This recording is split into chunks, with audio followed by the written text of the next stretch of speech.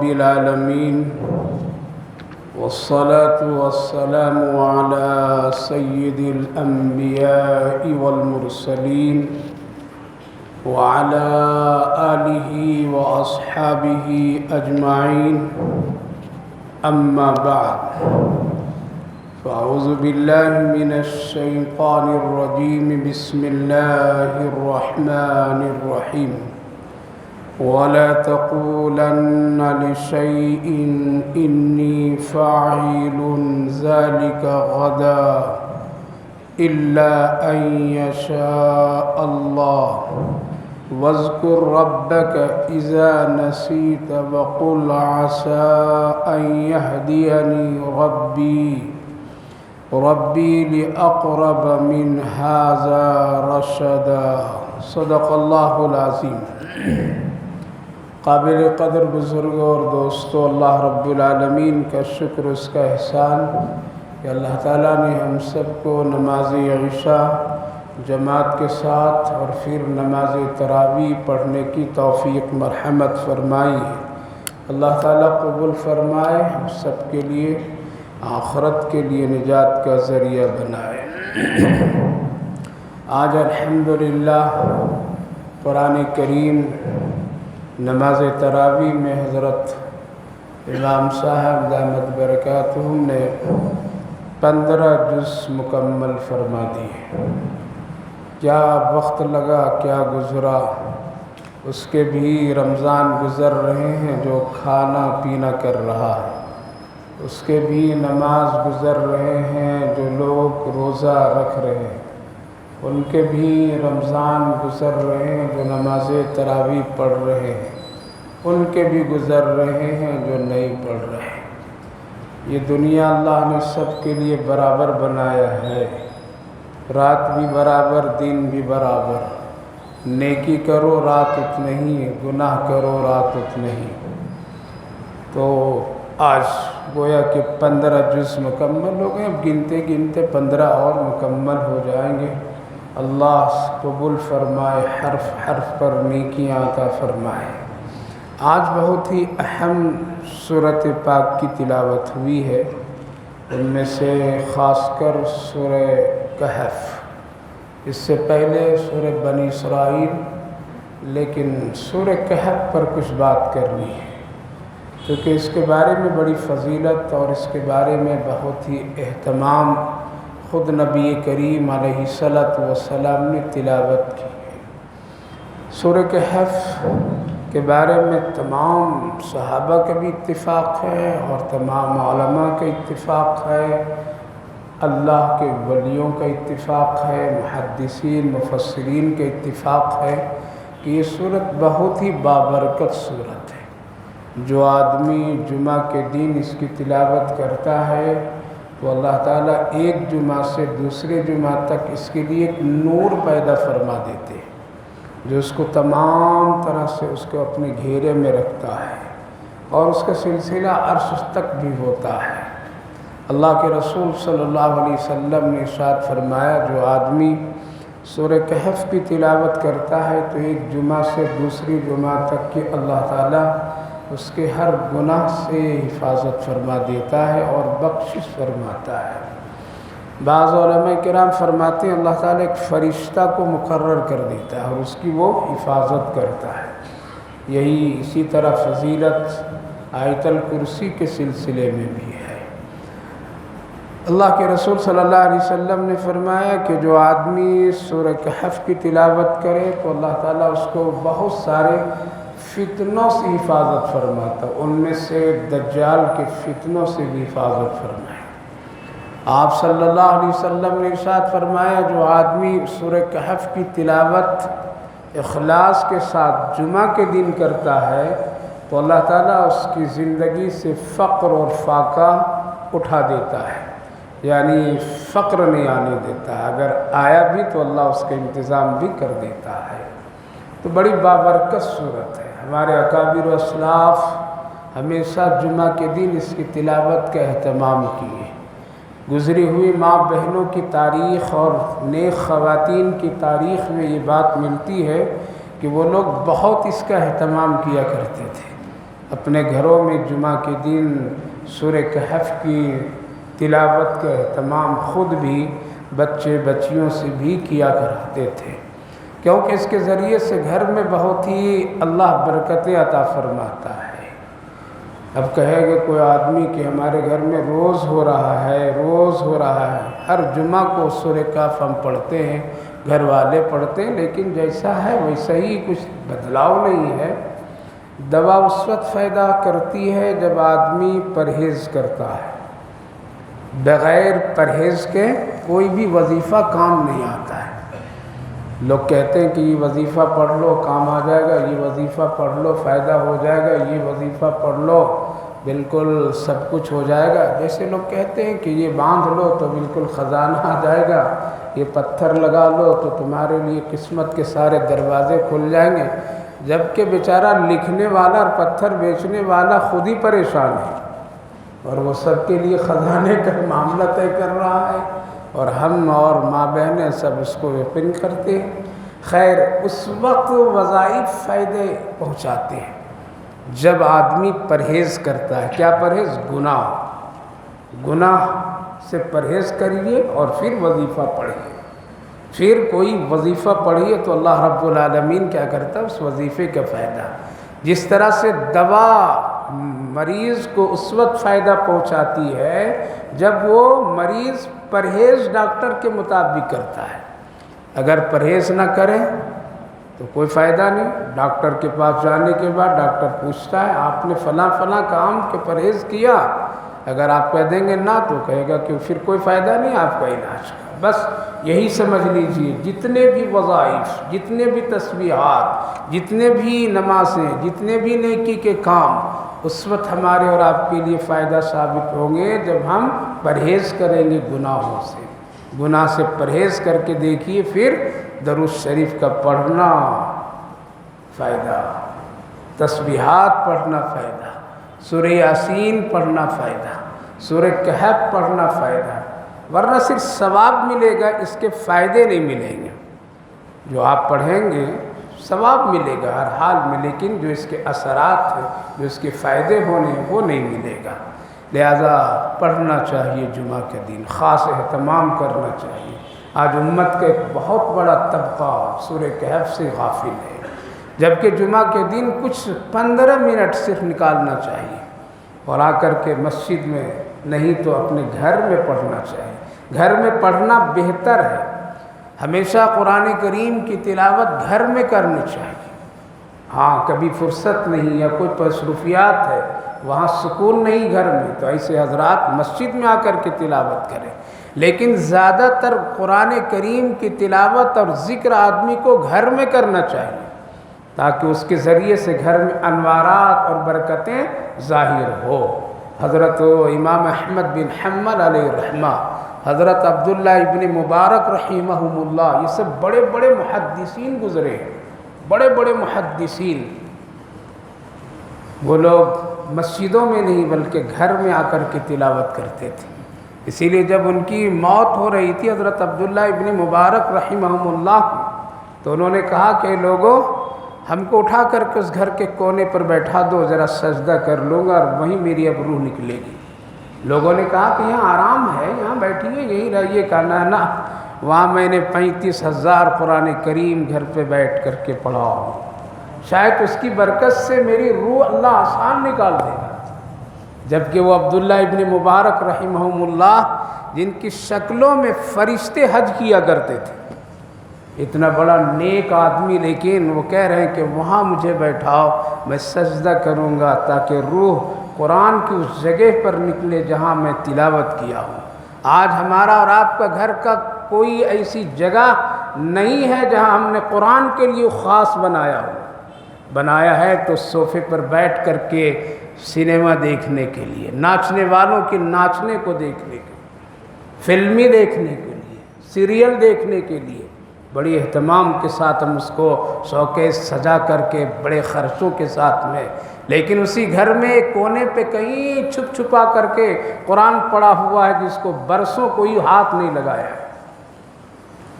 بد دعا ہوگی، لعنت ہوگی۔ قرآن اٹھایا کرو، اسی لیے میں کہا کرتا ہوں ہر مسجد میں ہر ایک آدمی کو، اگر تیرے دل میں کبھی تکبر اور غرور اور کبھی کسی مصیبت میں تم گھیر گئے ہو تو میرے دوستوں، بزرگوں، مالداروں، امیروں، غریبوں، سب مسجد میں آ جانا، قرآن شریف کو اٹھانا، اپنے کپڑے خاص سے اس کو صاف کرنا اور اللہ سے کہنا ہے اللہ تیرا یہ کلام ہے، میں نے اس سے محبت کی ہے، اللہ اس کے صدقے میں میری پریشانی دور کر دے، اللہ دور کر دے گا۔ آؤ مسجد میں، صرف مؤذن کا کام نہیں کہ وہ قرآن کی صفائی کرے، ہمارا اور آپ کا بھی کام ہے، آئیے کبھی ثواب کی نیت سے، کبھی اپنے سے اللہ سے محبت اور قربت پیدا کرنے کے لیے اپنے گھروں میں پڑے ہوئے قرآنوں کو صاف کیا کیجیے، جس طرح سے روز ہم اپنے ٹی وی اور LCD کو صاف، ارے بھائی گندا ہو گیا، فوٹو ٹھیک سے نہیں آ رہا، ذرا ٹھیک سے صاف کرو، لیکن قرآن پر کبھی ہم نے غور نہیں کیا۔ آج مصیبتیں گھروں میں کیوں ہے؟ شیطان جگہ کیوں بنا لیا ہے؟ آج ہمارے بچے سکون سے کیوں نہیں ہیں؟ اس کی وجہ یہی ہے ہم نے اپنے ہاتھوں سے قرآن کی کوئی جگہ خاص نہیں بنائی۔ پڑھیے، روزانہ اہتمام کریں، میری ماں بہنیں اہتمام کریں۔ جس دن آپ کا سورہ کہف کے بغیر جمعہ کا دن گزر گیا سمجھیے تو آپ بد نصیب ہیں، بد نصیب ہیں۔ آج ہمارا حال یہ ہوا جمعہ کا، اگر گھر میں بریانی گوشت نہ بنے تو جمعہ پڑھ کے چلے جائے، کیا پکا جی؟ کہاں کچھ ویسے گوشت نہیں پکا، تو آج تو جمعہ پھیکا پھیکا ہو گیا ہے۔ سورہ کہف نہیں پڑھا، پھیکا نہیں ہوا، گوشت نہیں پکا تو پھیکا پھیکا ہو گیا۔ یہ حال ہے ہماری ایمان، ہمارے جذبات، ہمارے اسلام سے تعلقات، جمعہ کے احترام یہ ہے۔ تو میرے بھائیو بزرگوں، عزم کیجیے، عہد کیجیے، انشاءاللہ آپ باقی زندگی میں کبھی بھی جمعہ ہمارا سورہ کہف کے بغیر نہیں گزرے گا انشاءاللہ۔ آ رہا ہے انشاءاللہ کہ قصہ بھی سناتا ہوں ہم لوگوں کی انشاءاللہ کیسا ہے۔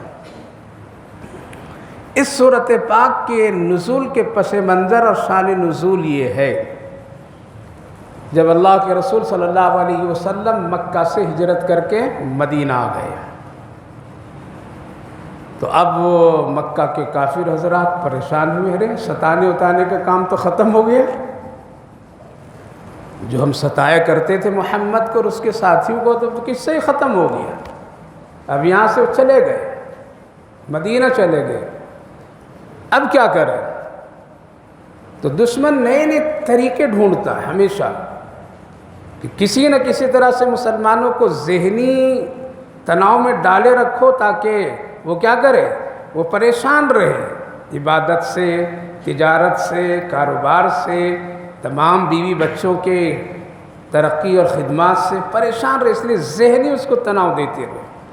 آج یہی دو جنگیں چل رہی ہیں، ایک ذہنی جنگ جو ہم کو اور آپ کو کہیں جا کر کے مسجد کے ایک مینارے پہ ایک جھنڈا کپڑا ڈال دیا ہم لوگ متاثر ہو جاتے ہیں، ذہنی دباؤ آ جاتا ہے، گوشت کے بارے میں کچھ کہہ دیا گیا ہم لوگ فکر مند ہو جاتے ہیں، اب کیا ہوگا، روزی رزق تو ارے اس کے ہاتھ میں روزی رزق ہے کیا؟ جس پروردگار نے گوشت کھلانا چاہا تو اتنی بکریاں حلال جانور پیدا کرتا ہے کہ کبھی بھی دنیا میں گھاٹا اور کمی نہیں ہونے دیا۔ اللہ سے مانگیے، اللہ سے تعلق پیدا کیجیے۔ ذرا سا ہمارے سروں کے دوپٹے کے بارے میں کوئی بات ہو گئی تو ہم لوگ بالکل پریشان ہو کر کے ادھر سے ادھر ہونے لگتے ہیں۔ ثابت قدم رہیے، وہ زمانہ بھی وہ یاد کیجیے، اس تاریخ کو اٹھا کر کے دیکھیے، وہ پیغمبر کی بیٹی حضرت فاطمہ رضی اللہ عنہا کے چہرے پر ابو جہل تھپڑ مارتا ہے اور نبی کی بیٹی برداشت کرتی، یہ بھی واقعہ ہے۔ سمیہ رضی اللہ عنہا سے بدتمیزی ابو جہل کرتا ہے اور ایمان اس سے سلب کرنا چاہتا ہے، اس کو پھر دوبارہ اپنے باپ داداؤں کے دین کی طرف لانا چاہتا ہے، لیکن وہ پہلی شہید خاتون ہے کہ ڈٹ جاتی ہے، ابو جہل تیری ماں نے جتنی دودھ پلائے، تیرے جسم میں جتنی طاقت ہے میرے خلاف تم استعمال کر لو، لیکن سمیہ اللہ اکبر تیرے جال میں کبھی بھی نہیں گئی، اس لیے کلمہ میں نے اللہ اور محمد الرسول اللہ کا پڑھ لیا۔ تھپڑ مارتا تھا، ستاتا تھا، اس کے شوہر کو چوراہے پر باندھ دیتے تھے، لیکن پھر بھی وہ ہلی ذرا سے ادھر سے ادھر نہیں ہوئی۔ ابو جہل بھی اپنے طاقت پر آیا اور دو اونٹ کو لایا اور ایک ایک پاؤں میں باندھ کر کے دو سمت چلا دیا، چر گئی جسم سے لیکن کلمہ نہیں چھوڑی۔ آج ہم لوگ گھبرا گئے، ہم لوگ گھبرا گئے ہیں، ہمارے ذہنوں میں دشمن نے کوئی خوف ڈال دیا ہے، اور یہ خوف اس لیے ہو رہا ہے کہ ہم نے اللہ سے ڈرنا چھوڑ دیا تو اللہ سب سے ڈرا رہا ہے۔ جس دن ہم لوگ اللہ سے ڈریں گے دنیا کی کوئی طاقت نہیں ڈرا سکتی ہے۔ تو ذہنی جنگ، وہی مقام ہے حضرت سمیہ رضی اللہ عنہ کا، جب سعودی میں کعبے کی توسیع میں اس جگہ کو بھی شامل کیا گیا اور وہاں بھی بلڈوزر چلانے کی کوشش، کسی کے خواب میں یہ صدا، یہ خبردار، یہاں چھیڑ چھاڑ نہیں کرنا، یہاں پہلی شہید خاتون سمیہ کی جنازہ یہاں ہے، قبر ہے۔ اللہ بھی حفاظت کے میرے بھائیو بزرگوں، عرض یہ کرنا ہے ذہنی جنگ میں گھبرائیے نہیں، ہم کو اور آپ کو ہمت اور حوصلے کے ساتھ رہنا ہے، دفاع کرنے کی طاقت پیدا کیجیے۔ دشمن ایک راستے سے نہیں، 1000 راستے سے آئے گا، وہ 1000 راستے سے آئے گا۔ مکہ والے جب تھک گئے، نبی کو ہجرت کرنے پر مجبور ہونا پڑا، پھر بھی وہ لوگ خاموش نہیں رہے۔ چند لوگ آئے مکہ سے مدینہ، یہاں بیٹھے ہوئے تھے یہود و نصارہ کے بڑے بڑے لوگ مدینے میں۔ ان سے کہا کہ دیکھو حالات ایسے ہو گئے، اب تم لوگوں کے ساتھ میں اس طرح سے، ابھی نبی کریم علیہ السلام مکہ میں ہیں، ستانے کی ساری تدبیر ختم ہو گئی، تو چند لوگ مدینہ آئے اور یہودیوں سے ملے، کہا کہ اب کس طرح سے ان کو ستاؤ، مارنا پیٹنا ظلم کرنا مال و اسباب کو تباہ کرنا سب کے لیے۔ ہم لوگ آپ کے پاس اس لیے آئے کہ آپ لوگوں کے پاس آسمانی کتاب کا علم ہے، کچھ ایسی بات بتا دو ذرا کہ محمد کو جا کے پوچھوں اور وہ بتا نہ سکے، تب سب کے سامنے جھوٹا محمد ہو جائے گا۔ دیکھا ایسی چیزیں ڈھونڈ کے جاتے۔ تو یہود کے بڑے بڑے جو علماء تھے، نصارہ کے جو بڑے بڑے علماء تھے، کہا کہ 3 سوال جا کے پوچھو، مکہ میں محمد سے جواب نہیں دے سکے گا، پھر تمہاری کامیابی اس کی شکست۔ کیا ہے 3 سوال؟ کہا کہ جا کے پوچھو کہ روح کیا چیز ہے، 1۔ نمبر 2 یہ پوچھو کہ اصحاب کہف میں وہ چند نوجوان جو اپنے بادشاہ سے لڑائی کیے اور پھر ملک کو چھوڑ کر کے چلے گئے، ان کے حال اور احوال آپ بتائیے، وہ کتنے لوگ تھے، ان کے پاس کیا کیا چیزیں تھیں اور ان کی حقیقت کیا ہے۔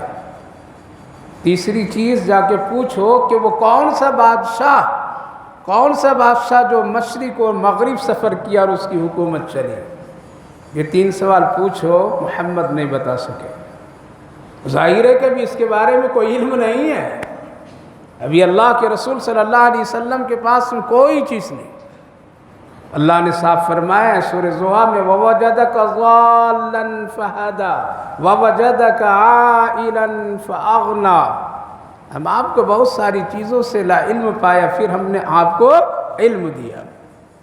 لوگ آئے خوشی خوشی کہ ہتھیار آ گیا، مکہ کے سارے سردار جمع ہوئے، کہا کہ کیا ملا وہاں سے؟ کہا کہ بہت اچھی چیز لے کے آیا ہوں۔ اب تو شکست ہے، سب کے سامنے محمد صلی اللہ علیہ وسلم ذلیل ہوں گے، جھوٹا ہوں گے، ایسی چیز لے کر کے آیا ہوں۔ مل کر کے سب لوگ گئے حضرت نبی کریم علیہ السلام کے پاس، اے محمد سچا نبی رسول ہے تو یہ 3 سوالوں کا جواب دے دو، ہم سب مل کر کے اسلام کو قبول کر لیں گے، ایمان لے۔ کیا ہے؟ کہا کہ روح کیا چیز ہے۔ نمبر 2 اصحاب کہف کے وہ حالات، کتنے نوجوان تھے، کیا تھا، اس کی پوری تاریخ بتائیے۔ آپ رسول ہیں، آپ کا تعلق اللہ سے ہے۔ تیسرا وہ کون سا بادشاہ ہے جس کی حکومت مشرق و مغرب؟ اللہ کے رسول صلی اللہ علیہ وسلم کے سامنے یہ پورا قافلہ ہے، پورا مجمع ہے۔ آپ نے فرمایا کل آنا بتا دوں گا، بس کل آنا بتا دوں گا۔ چلے گئے لوگ، چھوڑو 1 دن اور ٹائم دیکھ لیں گے، کل بتاتا ہے نہیں بتاتا ہے، کیا کس وقت آؤں گا، اسی وقت آ جانا۔ وقت پر سب پھر آئے، اللہ کے رسول خاموش، نہیں جواب دے سکے، چلے گئے۔ کب؟ 15 دن لگ گئے۔ کتنے دن؟ 15 دن۔ سوچئے 15 دن میں مکے کا حال کیا ہوا ہوگا، 15 دن میں مسلمان صحابہ کے حالات کیا ہوں گے، 15 دن میں رسول اللہ صلی اللہ علیہ وسلم کے ساتھ بے چینی کے عالم کیا ہوں گے۔ اللہ کے رسول نہیں بتا پا رہے ہیں، جواب نہیں دے پا رہے ہیں، روز آ رہے ہیں، بتا محمد تم کہتے ہو کہ میں نبی اور رسول ہوں۔ حدیث پاک میں اللہ کے رسول غار حرا پہاڑ پر چڑھتے تھے اور آواز دیتے تھے، جبریل کہاں ہو، آؤ جلدی۔ کہاں چلے گئے جبریل؟ حدیث پاک میں محدثین فرماتے، اللہ کے رسول فرماتے تھے دل ایسا چاہتا تھا حرا سے نیچے کود جاؤ، اتنا لوگ ستاتے تھے، اتنا لوگ ذہنی دباؤ دے رہے تھے، اور یہ اعلان بھی کرتے تھے دیکھو دیکھو دیکھو کیسا جھوٹا، نعوذ باللہ، ہمارے 3 سوالوں کا جواب نہیں، نہ اس کے پاس خدا ہے، نہ اللہ ہے، نہ اس کے پاس کچھ بھی ہے، اگر یہ سچا ہوتا تو میرے 3 سوالوں کا جواب دے دیتا۔ ہاتھ آ گیا تھا لوگوں کو۔ اللہ کے رسول بہت پریشان، بہت پریشان۔ 15 دن کے بعد وحی آئی اور سورہ کہف کا نزول ہوا۔ بعض علماء محدثین فرماتے کہ 70,000 فرشتوں کے ساتھ، اور پہلا جملہ اللہ نے کیا لایا معلوم؟ یہ نہیں تاریخ پہلے نہیں بتا دی، سوالوں کا جواب پہلے نہیں بتایا، پہلے نبی پاک علیہ السلام کی ہلکی سی لغزش پر اللہ نے تنبیہ فرمائی۔ کیا تنبیہ فرمائی؟ وَلَا تَقُولَنَّ لِشَيْءٍ إِنِّي فَاعِلٌ ذَلِكَ غَدًا إِلَّا أَن يَشَاءَ اللَّهُ۔ آپ کیسے کہہ دیے کہ کل میں بتا دوں گا؟ آپ کو کہنا چاہیے تھا کہ انشاءاللہ کل بتاؤں گا۔ آپ کیسے کہہ دیے کہ میں بتا دوں گا؟ کیا آپ کے پاس علم ہے؟ علم ہے تو 15 دن میں بتا دے دیے ہوتے۔ آپ نے میرا نام لینا کیوں بھول گئے؟ آپ میرا نام چھوڑ دیے۔ ہم آپ سے کتنے قلبی محبت ہو، یہ محبت کی ہوتا ہے۔ وَلَا تَقُولَنَّ لِشَيْءٍ إِنِّي فَاعِلٌ ذَلِكَ غَدًا۔ یاد رکھیے جب بھی کوئی بات کہنا ہے کل کے سلسلے میں تو آپ ہمیشہ انشاءاللہ کہیے گا، تبھی حل ہوگا۔ یہ انشاءاللہ آج ہم لوگوں نے کیا کیا ہے؟ دھوکہ، جھوٹ، ٹلاوا کے لیے استعمال کرتے ہیں، اور یہ سمجھتے کہ یہ معمول کی جملے ہیں انشاءاللہ، اس کے کہہ دینے سے کچھ ہوگا نہیں۔ صرف پیغمبر اعظم، معصوم نبی، چہیتے رسول، آخری نبی، امام الانبیاء، انشاءاللہ چھوڑ دیے ذرا کہنا۔ 15 دن تک اللہ نے وحی کو روک دیا۔ ہم لوگ جھوٹ میں انشاءاللہ بولیں گے تو گناہ نہیں ہوگا؟ بولیے نہیں ہوگا؟ اسی لیے علماء کرام لکھتے ہیں کہ اگر کوئی آدمی دیدہ و دانستہ کرنا نہیں ہے، دینا نہیں ہے، لیکن صرف انشاءاللہ بول کر کے دوسرے کو تسلی دیتا ہے، لیکن نیت اس کی ٹھیک نہیں ہے، نہ کرنا چاہتا ہے نہ دینا چاہتا ہے، لیکن انشاءاللہ بولتا ہے، بعض علماء کرام فرماتے ہیں اس کے دل میں ایمان نہیں ہے، اور یہ ایک آیت کریمہ کا منکر بن رہا ہے، اس کی توہین اور مذاق کر رہا ہے۔ اسی لیے ہمیشہ انشاءاللہ نہیں استعمال کرنا چاہیے۔ آج تو زبردستی کو ارے بول دے انشاءاللہ، جائے گا یا نہیں جائے گا انشاءاللہ بول دے، بلانے والا بھی گناہ، بولنے والا بھی گناہ۔ یہ انشاءاللہ ہمارے تیرے لکھی ہوئی باتیں نہیں ہیں، کسی پروفیسر، ڈاکٹر، کسی عالم مفتی کا تجویز اور فتویٰ نہیں ہے، یہ اللہ کا ہے۔ اس لیے انشاءاللہ بغیر ضرورت کے مت بولیے۔ پڑھے لکھے لوگ، دین کے دعوے کرنے والے لوگ کہتے ہیں بولو بولو بولو انشاءاللہ بول دو، ہو جائے گا کام۔ ارے نہیں ہوگا، ایسا کام ہوتا ہے، اور یہ اکثر و بیشتر دین کے کام کرنے والے لوگوں سے یہ خطا ہوتی ہے۔ بول بول، نہیں بلواؤ، زبردستی نہ کسی کو مجبور کرو۔ خدا نہ خواستہ اگر وہ دل سے نہیں بول رہا ہے تو قرآن کی آیت کی بے حرمتی، اور آپ ہوتے ہیں کہ ان کو زبردستی بلانے والے، آپ اس کی زندگی کا مالک نہیں ہیں۔ اس لیے انشاءاللہ کبھی بھی غیر غلط دھوکے بدنیتی میں اس کا استعمال کرنا سخت بدترین گناہ ہے۔ آج ہمارے معاشرے میں 2 باتیں بڑی، ایک انشاءاللہ اور ایک اللہ کی قسم ہے نا، خوب استعمال، خوب استعمال۔ اللہ کی قسم اتنے ہی میں یہ کپڑا پڑا ہے، اللہ کی قسم یہ بالکل تازہ تازہ ہے، اللہ کی قسم یہ بالکل ایسا ہی ہے، اللہ کی قسم یہ صحیح ہے۔ میرے تیرے والد کا نام 2-4 مرتبہ غلط جھوٹ جگہ میں استعمال کر دے تو ہمارا برداشت نہیں کریں گے، لیکن ہم برداشت کر رہے ہیں، بول رہے ہیں اللہ کی قسم، اللہ کی قسم انشاءاللہ، اللہ کی قسم انشاءاللہ۔ یہ جملے آج دشمن اسلام نے پیشہ بنا کر کے غیروں کو سمجھا دیا کہ 2-4 جملے مسلمان کی پہچان ہے اس وقت میں، اتنے یہ 2-4 جملے ہی صرف مسلمان کی پہچان ہے، باقی اس کی کوئی پہچان نہیں۔ سب داڑھی نہیں رکھتے ہیں، پہچان ختم۔ سب کے پاس میں شرعی لباس نہیں، پہچان ختم۔ لہذا 2-3 پہچان مسلمان کا کیا ہے؟ انشاءاللہ، سبحان اللہ، اللہ کی قسم، السلام علیکم، یہی نہیں۔ آج ایک بہت بڑا طبقہ دشمن اسلام نے اپنے لوگوں کو اس کی ٹریننگ اور اس کی تربیت دے دی کہ تم یہ انشاءاللہ بہت ہی الفاظ تلفظ کے ساتھ بولو، سلام بھی کر دیا کرو، اللہ کا نام بھی لے لیا کرو، اور اس کا استعمال کر کے مسلمانوں کو اپنے قریب کرو، اور خصوصاً مسلمان لڑکیوں کو اپنے فریب میں لاؤ۔ اس سے جب تم انشاءاللہ اچھا بولے گا تو وہ سمجھے گا کہ یہ آدمی بہت نرم آدمی ہے، میرے مذہب سے اس کا کچھ تعلق ہے۔ جب تم سبحان اللہ بولو گے تو وہ سمجھے گی کہ یہ بہت اچھا اسلام کو جاننے والا ہے۔ وہ اللہ کے نام تم اس کے سامنے اچھا سے لوگے تو وہ سمجھیں گے کہ یہ لڑکا بہت اچھا ہے، اللہ کا نام لے رہا ہے، ہم کو دھوکہ نہیں دے گا۔ لہذا ایک مسلم لڑکی تیرے قریب ہوتی چلی جائے گی اور پھر تم اس کو مرتد بنا کر کے چھوڑ دو۔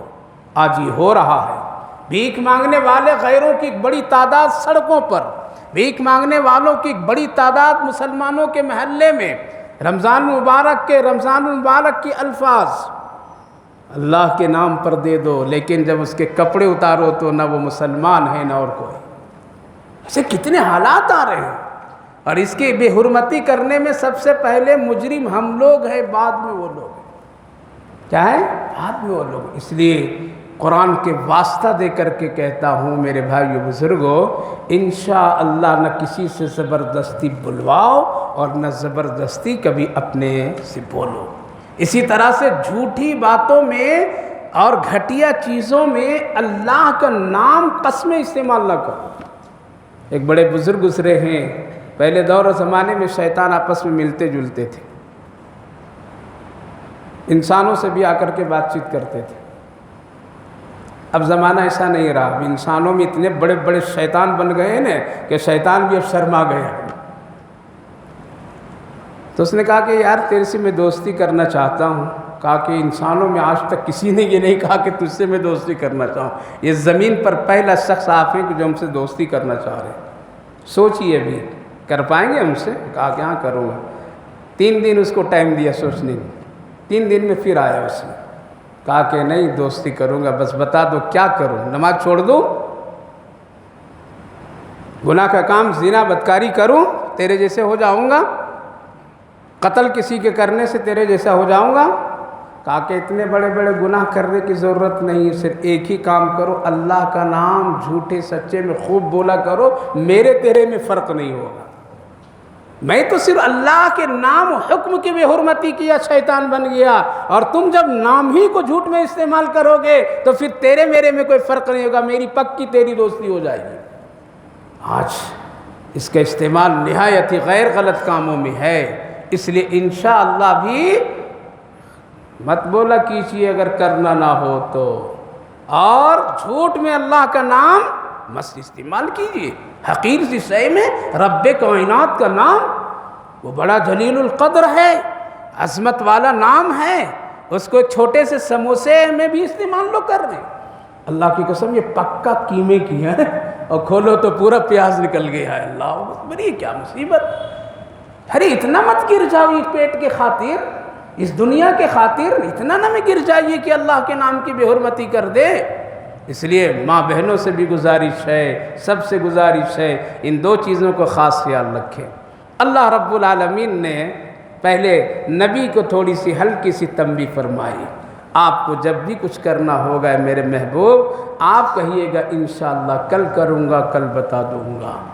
آپ کو جو یہ وحی آپ کے لیے 15 دن روک دی گئی صرف اسی وجہ سے روکی کہ آپ نے مجھ پر میرے نام کا استعمال نہیں کیا۔ سوچئے پیغمبر صلی اللہ علیہ وسلم سے اتنی سی ہلکی لغزش ہو رہی ہے، 15 دن برکت کی وحی رک جا رہی ہے، ہم لوگ تو سر سے پاؤں تک کے اسلام، اللہ، نبی، رسول، ولی، صحابہ سب کی بے حرمتی کرتے ہیں، تو کیوں نہ مصیبت آئے گی؟ اس لیے عظمت اسلام بہت بڑی چیز ہے۔ اب اللہ نے جواب دیا، پوری سورت ایک ساتھ نازل۔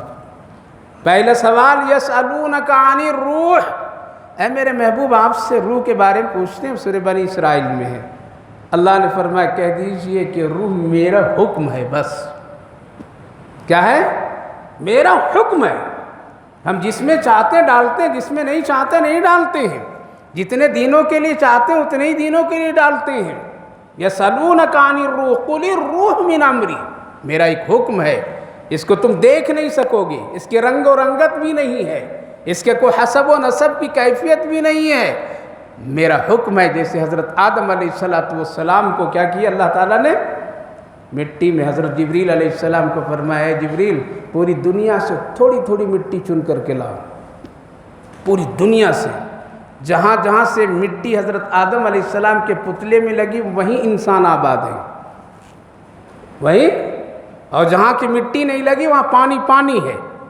اس لیے دنیا میں زیادہ حصہ کیا ہے؟ پانی کا ہے، اور مٹی کا حصہ، آبادی کا حصہ کم ہے۔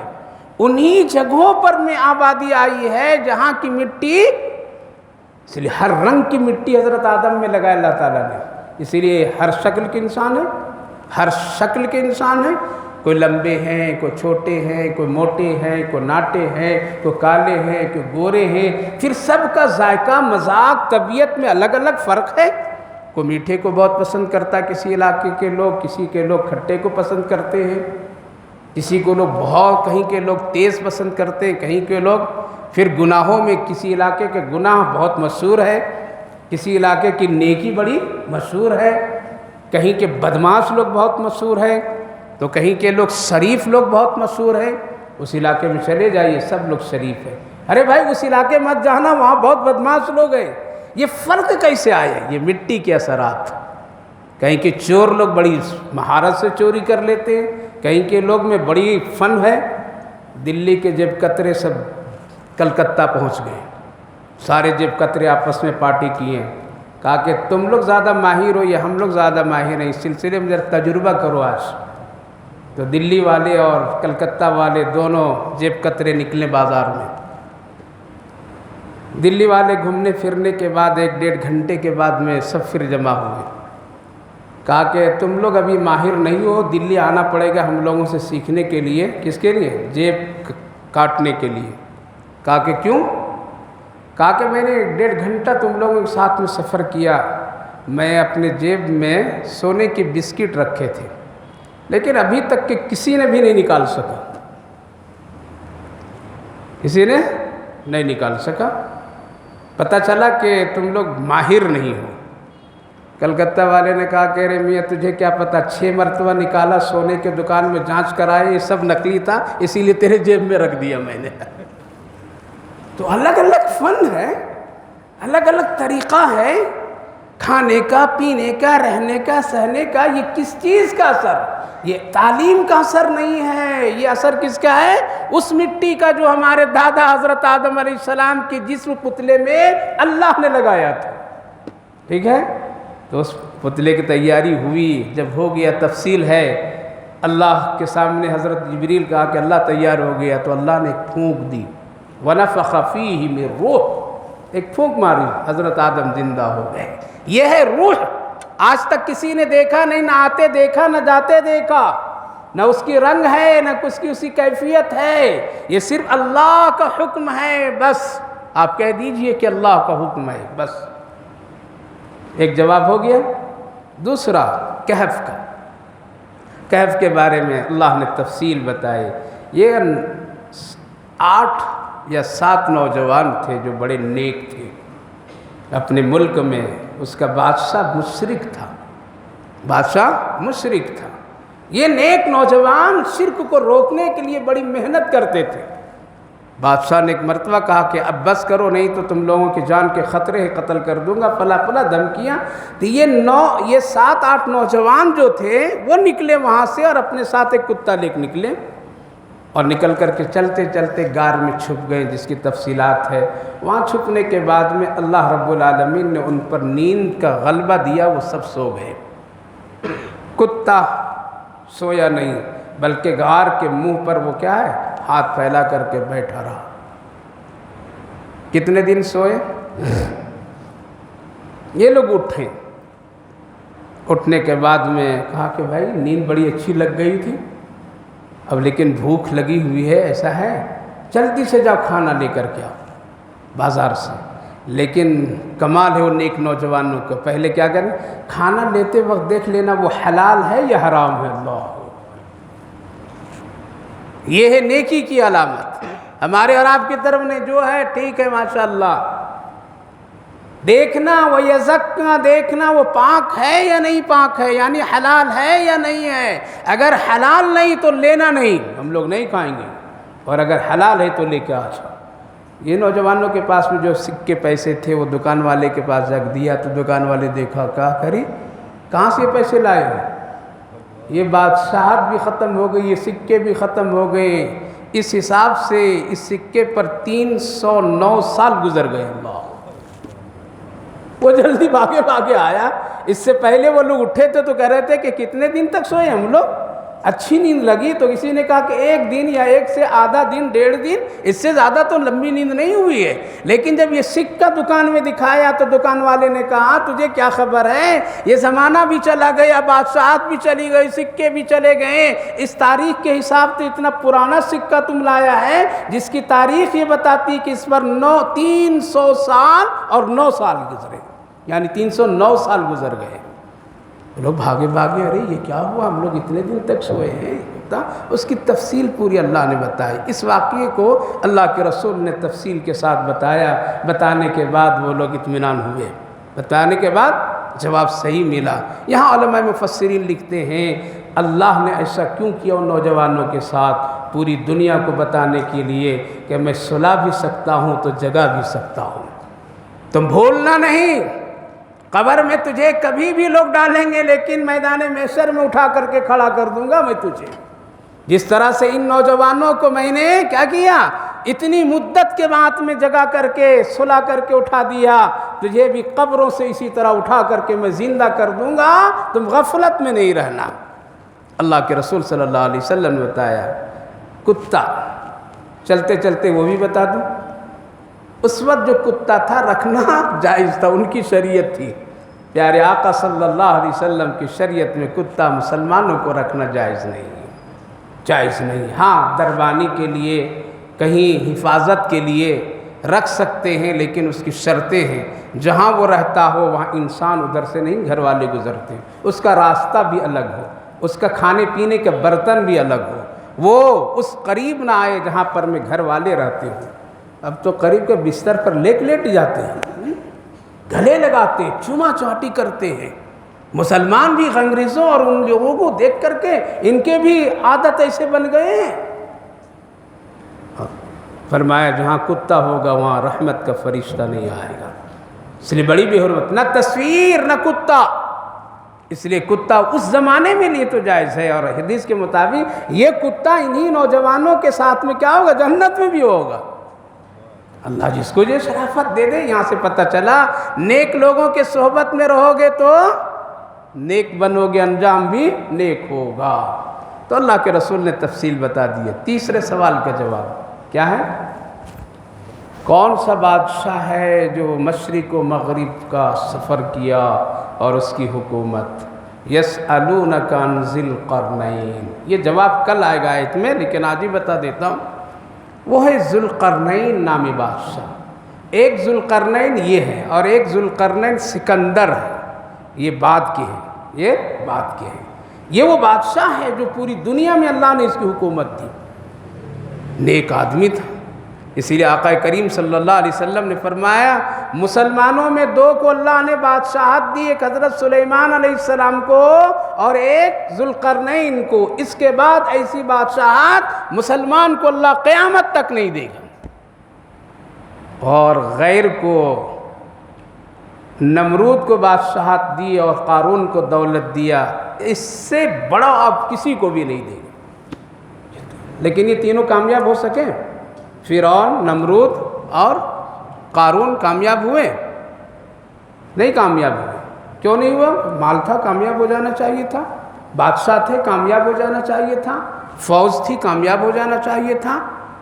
آدمی تو یہ سمجھتا میرے پاس دولت آ جائے تو میں کامیاب، میں حکومت کا وزیر اعظم بادشاہ بن جاؤں میں کامیاب، میرا ملک کامیاب، میرے پاس فوج کی طاقت ہو میں کامیاب۔ فرعون کے پاس اس وقت موسیٰ علیہ السلام کے مقابلے میں 16 لاکھ فوج تھی۔ کتنے؟ ایک موسیٰ کے مقابلے میں کتنی فوج؟ 16 لاکھ فوج۔ کامیاب ہوا؟ نہیں ہوا، اللہ نے ڈبا کر کے رکھ دیا۔ جس کے پاس فوج نہیں تھی وہ کامیاب ہو گیا۔ اس لیے ڈریے مت، ڈریے مت، بزدل مت ہو، حضرات ان کے پاس ہے، ارے کیا ہے، ہمارے پاس اللہ ہے۔ ایک ہی مرتبہ تو مرنا ہے، یا 2 مرتبہ 4 مرتبہ مرنا ہے؟ کیوں بزدل ہو گئے ہو؟ کیوں دل سے اللہ کی محبت خوف نکال دیے ہو؟ اگر یہی حالت رہا تو پھر آگے کے مسئلہ بہت خطرے ہیں۔ اس لیے ڈریے نہیں، اللہ ہے، اللہ ہے، اللہ بڑا ہے، بڑا ہے۔ اس لیے فرعون کامیاب نہیں ہوا، اس کے پاس فوج بھی ہے، طاقت بھی ہے، حکومت بھی، سب، لیکن کامیاب نہیں ہوا۔ قارون کے پاس خزانہ ہے، کتنے؟ 100 لوگ اور 70 اونٹوں میں اس کی چابیاں جاتی تھیں۔ ہمارے پاس تو ایک چابی رہتی تو اسی میں گھمنڈ غرور۔ وہ آدمی اتنے بڑے خزانے کے مالک، لیکن بچ نہیں سکا جب اللہ کی پکڑ آئی، زمین میں دھس گیا، خزانہ دھس گیا۔ آج تک لوگ تحقیق کر کے اس کے خزانے نکال دیں زمین سے۔ اور کہاں سے؟ کہا کہ قرآن نے کہا، اسی لیے ہم کو یقین ہے کہ اس کا خزانہ زمین میں دھسا ہوا ہے۔ قرآن سے فائدہ اٹھا رہے ہیں دوسرے لوگ اور خزانے روز نکال رہے ہیں۔ پتہ چلا دولت سے بھی انسان کو کامیابی نہیں مل سکتی اگر اللہ کا پکڑ آ جائے۔ حکومت اور فوج کی طاقت سے بھی انسان کامیاب نہیں ہو سکتا ہے اگر اللہ پکڑنا چاہے۔ اس لیے جتنے یہ سب ہے نا، وہ سب ہے ایک وقت کے لیے ہے۔ اللہ ناراض ہے تو ویسا ہوتا ہے، اسی لیے حدیث پاک میں ہے، حضرت موسیٰ علیہ السلام نے پوچھا، اللہ تو کب ناراض ہوتا ذرا بتا دے تاکہ ہم ہوشیار ہو جائیں۔ اللہ نے کہا کہ 3 علامت ہے، یہ 3 علامت جب جب لوگ دیکھیں میں ناراض ہوں وہ کبھی کامیاب نہیں ہوں گے۔ کیا ہے؟ کہ میں جب ناراض ہوتا ہوں تو ظالم بادشاہوں کو دنیا میں مسلط کرتا ہوں۔ کیوں مسلط کرتا ہے اللہ؟ ہماری بات نہیں مانو گے تو ظالم کی مانو۔ مان رہے ہیں نا ہم لوگ؟ مان رہے ہیں؟ تو ظالم کو مسلط کرتا ہوں۔ میں جب ناراض ہوتا ہوں تو وقت بے وقت بارش برساتا ہوں۔ ضرورت نہیں، بارش خوب دے دیا، جہاں ضرورت ہے وہاں نہیں دیا۔ بارش کو رحمت نہیں زحمت اور عذاب بنا کر کے برساتا ہوں۔ یہ ہے اللہ کی ناراضگی کی علامت۔ جب میں ناراض ہوتا ہوں تو دولت بخیلوں کے ہاتھ میں دیتا ہوں، سخیوں کے ہاتھ میں نہیں دیتا ہوں۔ آج کھلی ہوئی 3 نشانیاں ہے یا نہیں؟ 3 نشانیاں پوری دنیا میں ظالم بادشاہ مسلط کر دیے گئے۔ چاہے اسلامی حکومت ہو، اسلامی نام کا ملک ہو، وہاں بھی ظالم بیٹھ گیا ہے۔ وہ جتنا چاہتا وہ کر رہا ہے۔ آج اللہ دیکھ رہا، ڈیل دے دیا ہے، کرو کیا کرو۔ ظالم بیٹھ پوری دنیا میں۔ وہ کیسے ہٹیں گے؟ جب ہم اللہ کو ناراض کریں گے اللہ ہٹا دے گا، اللہ ہٹا دیتا ہے فوراً۔ اور بارش دیکھ رہے ہیں تباہی بربادی کی ہوتی رہتی ہیں۔ بخیلوں کے پاس پیسے اس وقت میں، سخیوں کے پاس نہیں ہے۔ آپ کہیں گے حضرت وہ جو شادی میں اتنا دھوم دھام سے 65 قسم کے کھانا کھلاتا ہے وہ بخیل ہے؟ وہ تو سخی کہیے اس کو۔ اللہ نے فرمایا یہی شیطان کا بھائی ہے۔ کیوں؟ ان المبذرین کانوا اخوان الشیاطین۔ یہ قرآن میں لکھا ہوا، اگر قسم خدا کی آج نکالنے کی طاقت کسی کو ہوتی نا، سارے دنیا کی یہ بخیل مالدار لوگ اس کو نکال کے باہر کر دیتے اور کہتے کہ یہ فتویٰ نہیں چلے گا مولوی صاحب، لیکن اللہ کا کلام ہے تو نکال نہیں سکو گے۔ لہذا آج بخیلوں کے ہاتھ میں دولت ہے، سخیوں کے ہاتھ میں نہیں۔ اگر سخیوں کے ہاتھ میں دولت ہوتی تو مسلمانوں میں یہ پریشانیاں، یہ غربت، یہ افلاس نہیں ہوتے۔ یہ 3 علامت ہے۔ ذوالقرنین بادشاہ بڑا نیک بادشاہ تھا۔ بس آخری بات، اتنا نیک تھا اسی سے اندازہ لگائیے، اندازہ لے، اس کی پوری تفصیل ہے۔ موت جب اس کی ہوئی نا تو ایک وصیت اس نے کی کہ لوگوں جب مجھے کفن دفن کرو گے نا تو دونوں ہاتھ ذرا باہر کفن سے نکال دینا. کیا کرنا؟ یہ نکال دینا. لوگوں نے کہا کہ یہ کیوں؟ کہا کہ اس لیے تاکہ دنیا والوں کو پتہ چلے کہ ذوالقرنین جا رہا ہے، پورا خزانہ چھوڑ کر کے جا رہا ہے، خالی ہاتھ جا رہا ہے. یہ کتنی بڑی بات ہے. پوری دنیا پہ حکومت کرنے والا ایک ٹکا بھی نہیں لے کے جا رہا، ایک سکہ بھی نہیں لے کے جا رہا ہے، خالی جا رہا ہے. کفن سے دیکھ لو. اسی لیے کسی نے کہا ہوشیار ہو جاؤ، کفن میں جیب نہیں ہے اور قبر میں تجوریاں نہیں ہے. اس لیے ہوشیار ہو جائیے میرے بھائیو بزرگوں.